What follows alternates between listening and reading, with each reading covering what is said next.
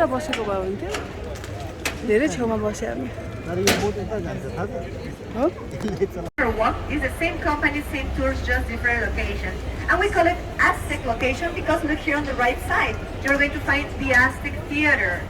Kids, have you ever seen a silent movie? No?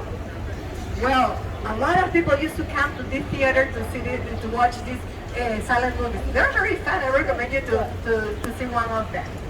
Also, look here really quick on the left side. You're going to see what used to be St. Mary's School. A lot of people come to propose there because that is the place where Selena got engaged. So overall, Selena fans are going to come to this bridge. Okay, would you like to see how fast my boat speed up in the nation? I don't know if we have any Carol Burnett fans here in this beautiful statue. If you were here in San Antonio 4 months ago, probably you didn't see this statue. This is the stargazer that represents a Native American person holding the lone star.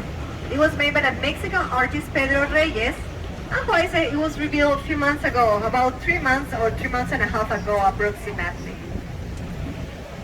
And well, look here now, you're going to see, this is other of our locations.